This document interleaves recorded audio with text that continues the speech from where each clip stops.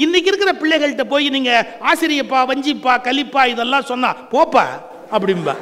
உனக்கு வேற வேலை இல்லை, இதெல்லாம் யார் படிக்கிறது அப்படின்னு ஒரு கேள்வி கேட்பான். ஐயா, என்னதான் மாறினாலும் கவிதையை மாற்றி ஒருவன் எழுதி கொடுத்தாலும் சில பேருடைய அந்த முத்திரைக்கு முன்னால இவங்க நிற்க முடியாது. எப்படி நிற்க முடியாது, எதனால நிற்க முடியாது? எனக்கு ஒரு விஷயம் சொல்ல ஆரம்பிச்சேன், சொல்ல வேண்டாமோன்னு நிறுத்தினேன், இப்ப சொல்லிடுறேன். நம்முடைய நண்பர் கவிப்பேரரசு ஒரு நயம் சொன்னார். என்ன சொன்னார்? திகைத்தனை அப்படிங்கிற வார்த்தையை எடுத்து அதுக்கு ஒரு பொருள் சொன்னார். அது எனக்கு உடன்பாடு இல்லை, எனக்கு உடன்பாடு. நான் ஏன் அதை தெளிவுபடுத்துறேன்னு சொல்றேன். அவர் மிகப்பெரிய கவிஞர், கவிப்பேரரசு, அது எந்த டவுட்டுமே கிடையாது. எனக்கு அது உடன்பாடு இல்லை. ஏன்னா சார், ஒரு நடிகர் நாய் வளர்த்தார் சார், நல்ல இயல்பா இருந்தார் சார். அவர் நல்ல இயல்பா இருந்த காலத்துல நண்பரா இருந்தார் பாருங்க, அவருக்கு எழுதி கொடுக்கிற ஒரு நண்பர். அவர் திடீர்னு ஒரு நாள் வீட்டுக்கு வந்த போது சார் 4 முரட்டு நாய் ஓடியாந்து அப்படியே அவர் நெஞ்சு மேல கை வச்சு. இந்த எழுத்தாளர் பதறிட்டார். அப்படியே பதறி போய் அந்த நடிகர் நண்பர்கிட்ட கேட்கிறார், என்னது நாய் இப்படி அலையுது வீட்டில்? அவர் ரொம்ப சர்க்காஸ்டிக்கா சொன்னார், உன்ன மாதிரி 4 பேரை நம்புறதை விட இதுங்களை மாதிரி 4 நம்பினா நன்றியோட இருக்கும். பணத்திமிரு. உன்ன மாதிரி 4 பேரை நம்புறதை விட இதுங்க 4 நம்பினா நல்லா இருக்கும். அந்த எழுத்தாளர் சொன்ன பதில் என்ன தெரியுமா? நாளைக்கே நீ போயிட்டேன்னு வச்சுக்க பொட்டுன்னு, நாங்கள் 4 பேர் தூக்கிக்கிட்டு போனால் கௌரவமாக இருக்கும், இது நானும் உன்னை தெருவில் இழுத்துக்கிட்டு போனால் நல்லாவா இருக்கும்? ஒன்று மட்டும் சொல்கிறேன், இதை யார் சொன்னதுன்னா, கவிதைன்னு ஒன்று இருக்கு, கருத்து அப்படின்னு ஒன்று இருக்கு, பாத்திர படைப்பு அப்படின்னு 3 அணி இருக்கு. இதில் என்ன சிக்கல்னு கேட்டிங்கன்னா, கருத்து என்பது தான் காலங்காலமாக நின்று கொண்டே வருகிறது. கம்பராமாயணத்தை எவ்வளோ பேர் படிச்சிருக்கிறாங்கன்னு ஒரு கேள்வி கேட்டாங்க. ஒரு சேயிங் நான் படித்தது சொல்கிறேன் பாருங்க. ஒரு புத்தகத்துக்கு நாம் மிக அதிகமாக செய்யக்கூடிய வன்முறை அதை வாசிக்காமலேயே இருப்பது. ஒரு புத்தகத்துக்கு நாம் செய்யக்கூடிய அதிகபட்ச வன்முறை அதை வாசிக்காமலேயே இருப்பது. அந்த அந்த அந்த அந்த செய்தி கடைசியாக அவங்க ருக்மணி அவர்கள் சொன்னார்கள், நீங்கள் புரிஞ்சுக்கணும். இப்போ நம்ம 3 அணியை நான் எடுக்கிற போது கருத்து கொஞ்சம் வலிமையாக ஒரு செய்திகளை முன்வைக்கிறாங்க. ஏங்க, கருத்து இல்லாமல் எப்படிங்க ஒரு பாட்டை ரசிப்பீங்க? எவ்வளோ பெரிய கருத்துக்களை எல்லாம் சொல்லியிருக்கிறாங்க. அந்த சகோதரி பௌசியாபானு பேசும்போது கூட சொன்னாங்க, எங்கள் அம்மாவுக்கு ராமாயணமே தெரியாதுங்க, ஆனாலும் அவங்க அந்த அந்த அந்த ஏன்பா பாவம் பண்ணுறவனுக்கு இவ்வளவு நெஞ்செழுத்தமும் தைரியமும் இருக்குது, அறம் பண்ணுறவங்களுக்கு ஏன்பா இல்லை அப்படின்னா காரணம் சொல்லட்டுமாப்பா? தவறு பண்ணுகிறவர்கள் ஆர்கனைஸ்டா இருக்கிற மாதிரி அறம் செய்கிறவர்கள் ஆர்கனைஸ்டா இருக்கிறது. we are totally unorganized. தவறு பண்ற செக்டார் வெரி மச் ஆர்கனைஸ்ட், ஆனா அறம் செய்கிறவருடைய செக்டார் அது வெரி மச் டைல்யூட்டட். தனித்தனியா நிற்பாங்க, அவங்க சேரவே மாட்டாங்க. என்ன பண்ண முடியும்? இந்த சிக்கல் உலகத்தில் இருக்கிற மிகப்பெரிய சிக்கல். அப்போ கருத்து செறிவு, அறத்தினுடைய வலிமையை பயங்கரமாக அவங்க எடுத்து வச்சாங்க. இந்த தலைப்பில் 2 பிரிவு இருக்கு ராஜா. என்ன 2 பிரிவு இருக்கு? என்றும் உளன்னு ஒரு பகுதி இருக்கு, கம்பன்னு ஒரு பகுதி இருக்கு. நீங்க அறத்தை எவ்வளவு எடுத்து நிறுத்தினாலும் அது கம்பனுக்கு சொந்தம் இல்லை, அது என்றும் உலக்கு தான் சொந்தம். ப்ராப்பர்ட்டி அவரது இல்லை, லீஸுக்கு தான் எடுத்திருக்கிறார். 90 வருஷம் லீஸ் போட்ட மாதிரி திருக்குறள் சொன்ன அறம், நம்முடைய சங்க இலக்கியம் சொன்ன அறம், சமண இலக்கியங்கள் சொன்ன அறம், இதெல்லாம் கம்பன் வற்புறுத்திக்கிட்டே வராருன்னு சொன்னா அவருடையது அல்ல. அதற்கு முன்பு பலரால் சொல்லப்பட்டதை அவர் பயன்படுத்துகிறார், அந்த அறங்களை சொல்லுகிறார். கவிதை தான் அவருடைய சொந்த படைப்பு, அறம் என்பது முற்றிலும் அவரது வாடகைக்கு எடுத்துக்கொண்டது. நீங்க இந்த கம்பன் விழால தலைப்பை கூர்ந்து பார்க்கணும். என்றும் உளன்னு ஒரு வார்த்தை இருக்கு, கம்பன்னு ஒரு வார்த்தை இருக்கு, என்றும் உள்ளது அறம். அதை அவர் எடுத்து கையாளுவது அப்படிங்கிற போது அதில் எந்த விதமான அவருடைய முயற்சி, அவருடைய திறமை, இல்லை அவருடைய உழைப்பு, அவருடைய சிறப்பு எங்க பார்க்க முடியும்? இதை மனசில் வச்சுங்க. இப்போ நாம இன்னும் ஒரு கோணத்தில் பார்ப்போம். பாத்திர படைப்பு ரொம்ப அருமையா பல செய்திகளை சொன்னார்கள். அந்த பாத்திர படைப்புக்கு சொல்லுகிற சில செய்திகள் நீங்க பார்த்தீங்கன்னா, கவிதையை ரசிக்க தெரிஞ்சாதான் அந்த பாத்திரத்தை புரிஞ்சுக்க முடியும். உங்களுக்கு கவிதையை ரசிக்கிற கண்ணு இல்லை, கவிதையை ரசிக்கிற மனம் இல்லை அப்படின்னா அந்த பாத்திரத்தை நீங்க புரிஞ்சுக்க முடியாது. ஏன் புரிஞ்சுக்க முடியாது? நீங்க பொயட்ரியை என்ஜாய் பண்ணலன்னா அந்த பாத்திரம் எப்படிப்பட்டது என்பதை எப்படி உள்ள வாங்குவீங்க? சார், ராவணன் ஒரு கேரக்டர் எடுத்துங்க, இலக்கியத்தில் படைக்கிறார். இந்த ராவணன் வீரனா படைக்கிறார், இன்னொரு பக்கம் தலைவனா படைக்கிறார், போர் பலம் உடையவனா படைக்கிறார். ஆனால் கடைசியில் சீதை கிட்ட போய் கெஞ்சி அழுது, நீ என்னை ஏற்றுக்க கூடாதா, என்னை ஏற்றுக்க கூடாதா அப்படின்னு கேட்குற போது எவ்வளவு பெரிய ஹீரோ, எவ்வளவு பெரிய திறமை உள்ளவன், எவ்வளவு ஆற்றல் உள்ளவன், இப்படி போய் தன்னை வீழ்த்தணுமா அப்படின்னு நம்ம பார்க்குறோம் பாருங்க. அந்த ராவணனை படைத்து மேலே கொண்டு போய் கடைசியாக அவன் காமத்தினால கீழே விழுகிற அந்த காட்சியை படைக்கிற போது அந்த பாத்திர படைப்பு என்பதை கம்பன் எப்படி வெளிப்படுத்துறார்னா சில சொற்களின் மூலம் வெளிப்படுத்துகிறார். அந்த கவிதையை கையாளுகிற முறையின் மூலமாக நமக்கு அதை வெளிப்படுத்தி காட்டுகிறார். ஒன்றும் இல்லை, அதில் ராவணன் பேசுகிற ஒரு வார்த்தை வருது, தன்னை பற்றி அவனே சொல்லுகிறான், வஞ்சனேன், நான் வஞ்சனை உள்ளவனாக ஆகிவிட்டேன்.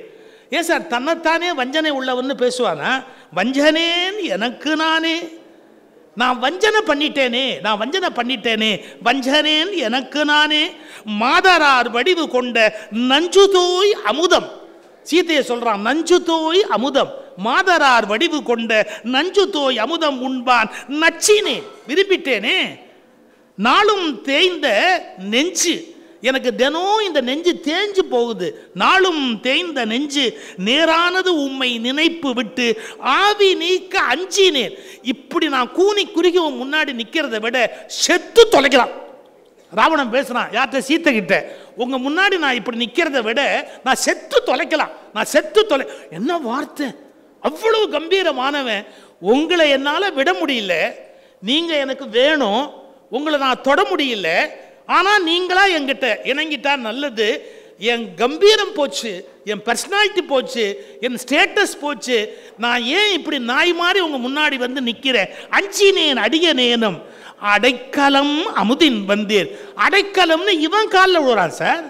நான் உங்ககிட்ட அடைக்கலம், என்னை ஏற்றுக்க கூடாதா? பாருங்க எவ்வளவு கம்பீரமானவன், எவ்வளவு கீழே வந்து விழறா. இந்த ராவணனை கொஞ்சம் யோசிச்சு பாருங்க.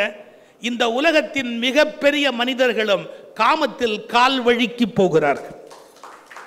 அதன் மூலம் அடைகிற வேதனை கொஞ்சம் நஞ்சம் அல்ல, அதன் மூலம் வருகிற அவமானம் கொஞ்சம் நஞ்சம் அல்ல. எப்படி அந்த ராவணனை கொண்டாந்து நிற்பித்தான். அடுத்த வார்த்தை சொல்றான், நான் ஜெயிச்சவன், எல்லாரையும் ஜெயிச்சவன்னு சொன்ன அந்த ராவணன் சொன்னான், தோற்பித்தீர், என்னை தோக்கடிச்சிட்டீங்கம்மா, என்னை தோக்கடிச்சிட்டீங்க, தோற்பித்தீர். மதிக்கு மேனி சுடுவித்தீர், நிலாவை பார்த்தா என் உடம்பு எரியுது, தோற்பித்தீர். மதிக்கு மேனி விடுவித்தீர், சுடுவித்தீர். தென்றல் தூற்ற வேர்ப்பித்தீர், தென்றல் அடிக்குது என் உடம்பு வேர்க்குது. எங்கேயாவது தென்றல் அடிச்சா உடம்பு வேர்க்குமா? தென்றல் தூற்ற வேர்ப்பித்தீர். வைர தோளை மெலிவித்தீர்.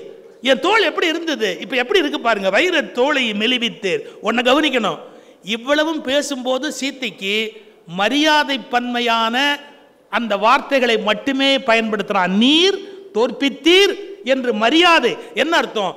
உங்களை மதிக்காம என்னால இருக்க முடியலம்மா, நான் உங்ககிட்ட தான் அடைக்கலம்னு விழறேன், ஆனா உங்களை மதிக்காம என்னால இருக்க முடியல. இப்படி ஒரு கேரக்டர் நீங்க பார்க்க முடியுமா? முரட்டுத்தனமா நான் அடைவேன்னு சொல்ல முடியல, உங்க முன்னாடி நான் தோத்து போயிட்டேனே.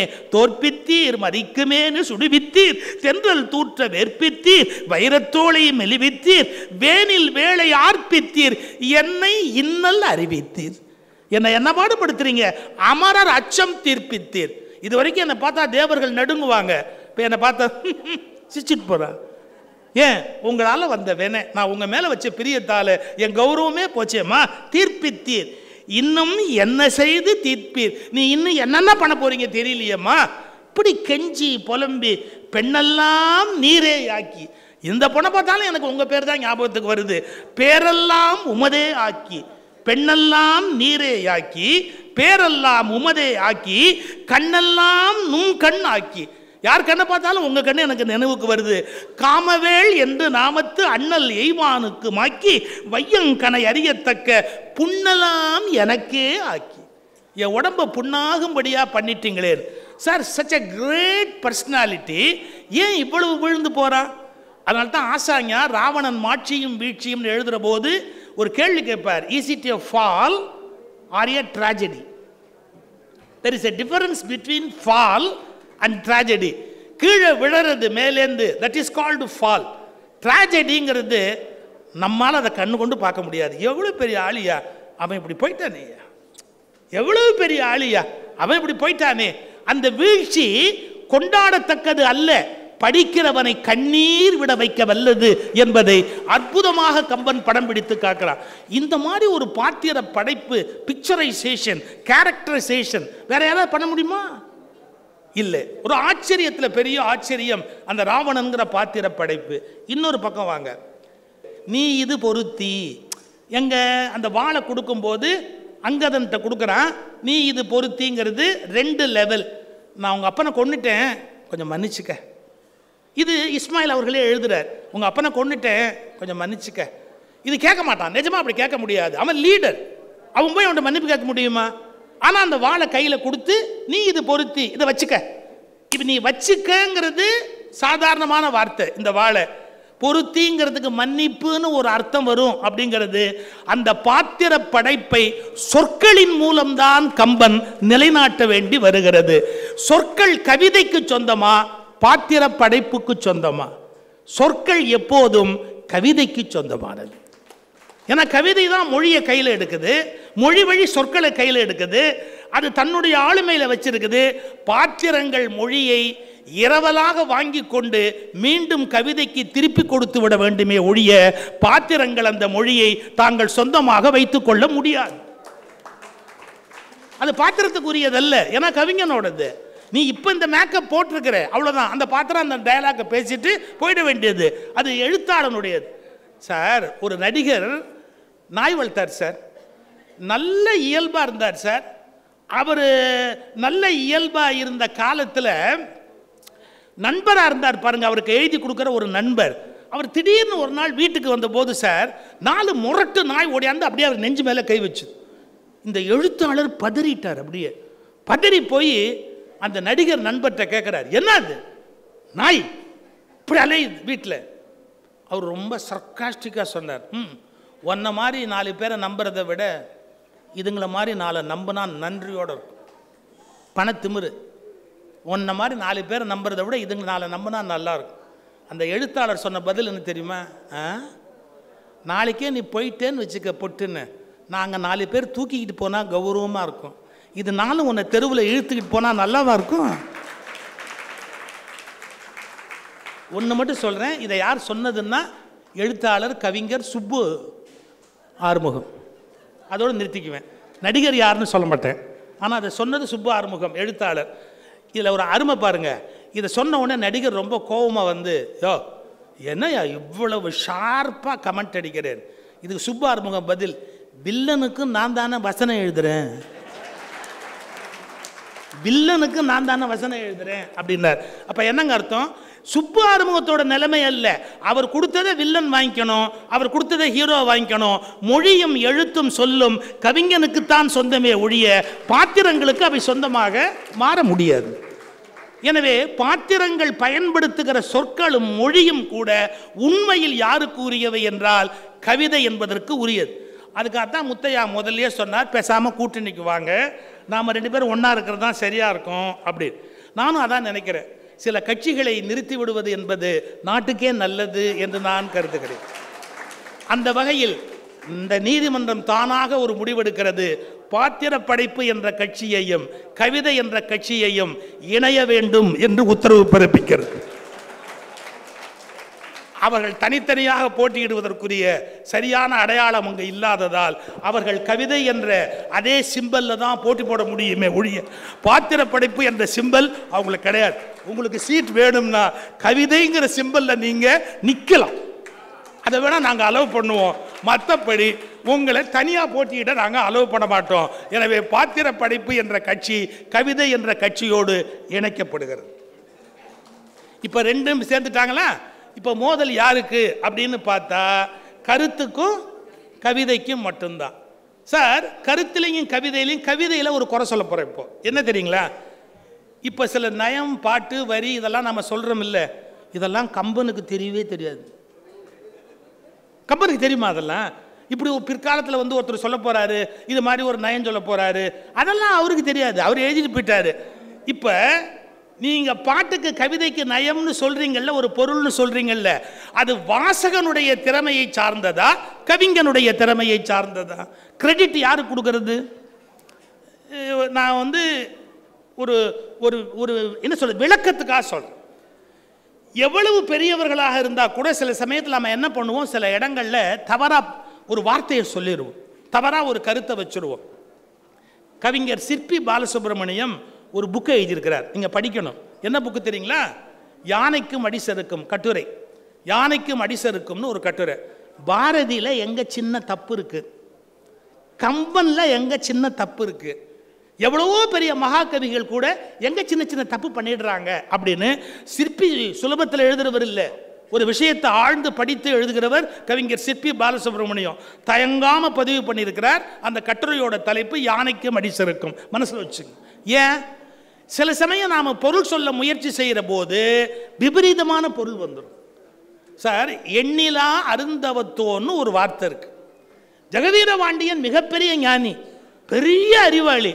அதுக்கு விளக்கம் எழுதும்போது பிச்சு பிச்சு பிச்சு போட்டார். எப்படி? எண் நிலா அருந்தவத்தோர், எண்ணில் ஆவரும் தவத்தோர், எண்ணிலா அருந்தவத்தோர். இதெல்லாம் கம்பனுக்கு செய்கிற துரோகம்ன்ற. என்னமோ ஒன்று எழுதுனா 2 சொல்லலாம் 3 சொல்லலாம். நான் ஒரு 40 அர்த்தம் சொல்கிறேன் அப்படின்னா 40 அர்த்தம் நீங்கள் சொல்ல ஆரம்பிக்கும் போது உங்கள் அகங்காரம் வெளிப்படுமே ஒழிய கம்பனுடைய ஹூங்காரம் வெளிப்படாது, அந்த கவிதையினுடைய அழகு வெளிப்படாது.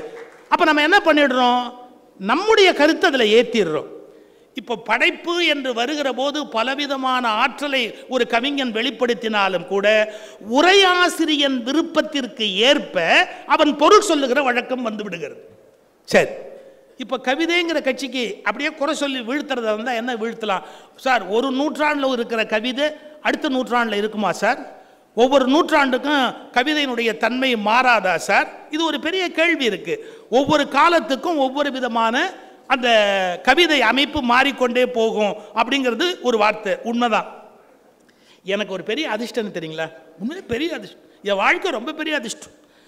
ரொம்ப ரொம்ப ரொம்ப ரொம்ப பெரியவங்களோடு நான் குழந்தையா இருந்தேன். குன்றக்குடி அடிகளார், வாரியார் சுவாமிகள், கீவா ஜெகநாதன், பேராசிரியர் ராதாகிருஷ்ணன், ஜெயின்ஸ் அன்னைக்கு வந்து இலக்கிய மேடையில் அவங்களுக்கெல்லாம் செல்லப்பிள்ளை நான். அப்படி பெரிய மனிதர்களோடு வாழ்ந்தேன். என் சமகாலத்தில் இருந்த சத்யசீலன், அறிவொளி, இவன் ஆவா ராஜகோபாலன், பேராசிரியர் தாம்பரம் ராஜகோபாலன், அது மாதிரி கொஞ்சம் எனக்கு சீனியர்ஸ் அவங்களோட இருந்தேன். என் வயது ஒத்த எத்தனையோ இசைக்கவி ரமணன், அது மாதிரி என் வயது ஒத்த நண்பர்களோடு நான் மேடையில் இருந்தேன். எனக்கு பின்னால் வந்திருக்கிற இந்த குழந்தைகளுடைய வெற்றியை பார்த்து சந்தோஷப்படுற ஒரு தகப்பனா ஒரு பாட்டனா இருந்து அதை பார்க்கிற பாக்கியத்தையும் பெற்றேன். இப்போ தலைமுறை தலைமுறை தலைமுறையாக இதனுடைய சிறப்புகளை எல்லாம் நான் பார்த்துக்கிட்டு வர்றதால சில சமயங்களில் நம்ம விட பெரியவங்களாக இருந்து அவங்க ஏதாவது ஒன்று சொன்னால் அதை யோசிக்க வேண்டியிருக்கு. அது மனசில் வச்சுங்க. இந்த கவிதை எப்படி மாறுதுங்கிறதுக்கு நான் இதை ஆரம்பித்தேன். எனக்கு ரொம்ப இந்த மாதிரி இளைய நண்பர்கள் நிறைய பேர் வருவாங்க, பேசுவாங்க. அவர்களோடு பழகும்போது நான் படிக்காத நான் சிந்திக்காத பல விஷயங்களை என்னோடு அவர்கள் விவாதிப்பார்கள்.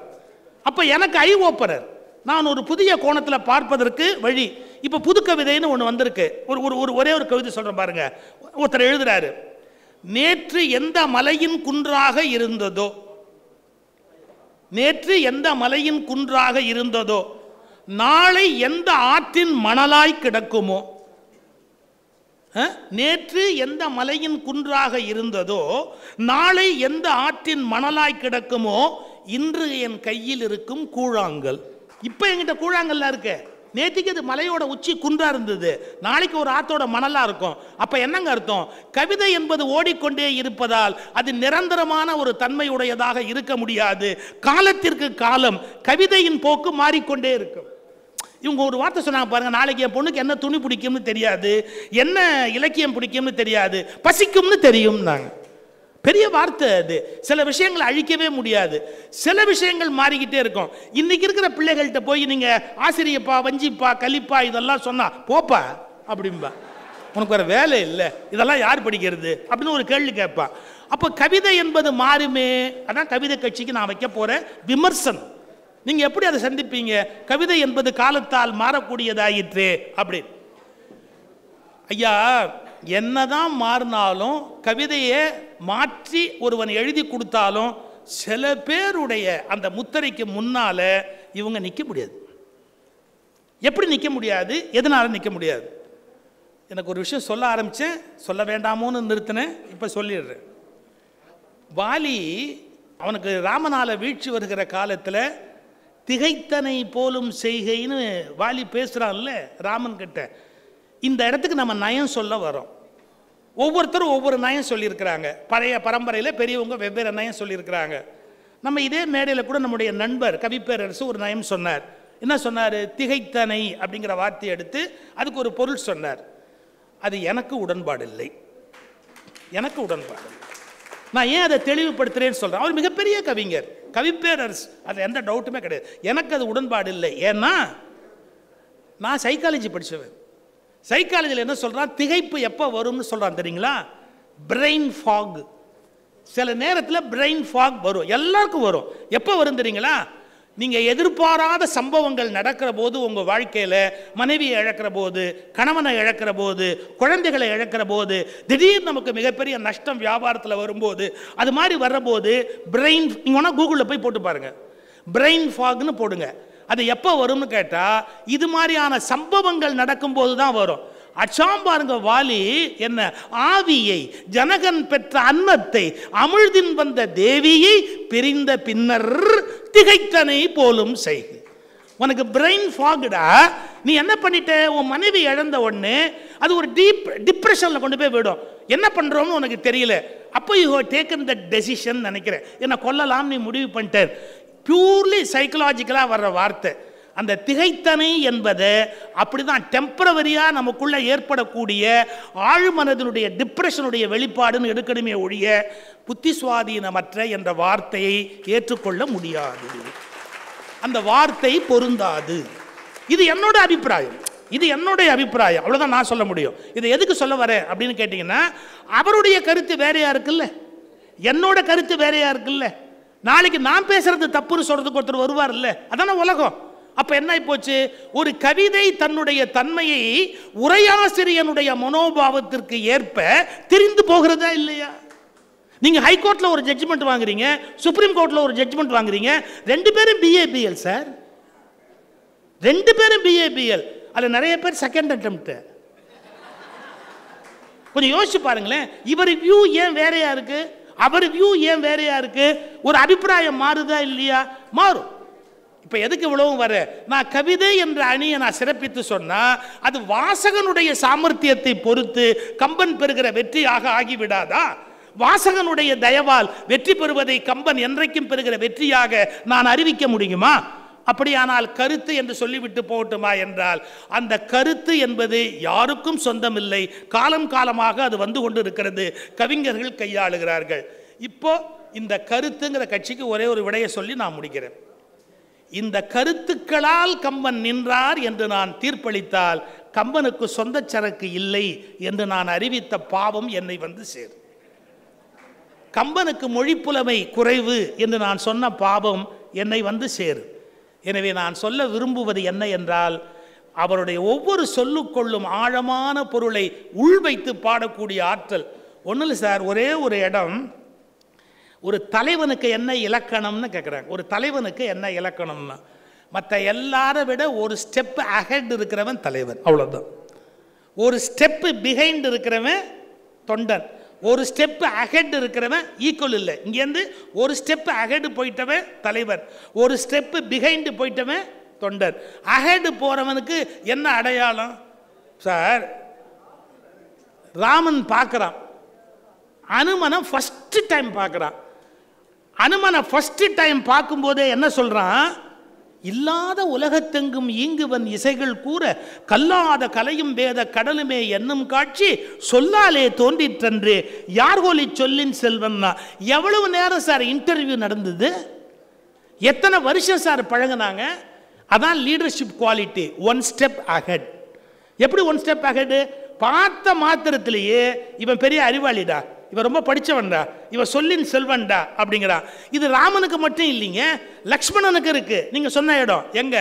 குகன் வரும்போது சொல்றான், தாயின் நல்லான், அம்மாவை விட ரொம்ப நல்லவன் அப்படிங்கிறான். இவங்க ஃபேமிலிக்கே எப்படிப்பட்ட ஒரு குணம் இருக்குன்னா, ஒன் ஸ்டெப் அஹெட் திங்க் பண்ணுறாங்க. குகனை இன்டர்வியூ பண்ணி அப்புறமா டிஎன்ஏ டெஸ்ட் எடுத்து நல்லவனா கெட்டவனான்னு முடிவுக்கு வரல, பார்த்த மாத்திரத்திலேயே they are able to judge. அப்போ அந்த இவ்வளவு வலிமையான கேரக்டர், லீடர்ஷிப் குவாலிட்டி உள்ள கேரக்டர் என்பதை எது டிசைட் பண்ணிச்சுன்னா, அந்த பாடல் வரிகள். தாயின் நல்லான் என்ற கவிதை வரிதான் ராமனுடைய படைப்பை உயர்வாக காட்டுகிறது. ஒவ்வொரு சொல்தான் அந்த பாத்திர படைப்பினுடைய உயர்வை எடுத்து நிறுத்துகிறது. எனவே கூட்டி கழித்து எல்லாவற்றையும் பார்க்கிற போது கருத்து நிரந்தரமானது, அது யாருக்கும் சொந்தமில்லை. அது பிரபஞ்சத்தின் மொழி, அது பிரபஞ்சத்தின் அறிவிப்பு. அதற்கு சொந்தம் கொண்டாடுவதற்கு யாரும் வரவே முடியாது. அறம் என்பது பிரபஞ்சத்தின் தீர்ப்பு. எனவே அது கம்பனுடைய வெற்றிக்கு காரணம் என்று நான் சொன்னால், கம்பனுடைய தனிச்சிறப்பை நான் பாழாக்கினதாக எனக்கு ஒரு கெட்ட பெயர் வரும். எனவே என்றுமுள என்ற வார்த்தைக்கு கருத்து காரணம். என்றுமுளனாய் கம்பன் ஆனதற்கு அவனது கவிதை சிறப்பே காரணம்.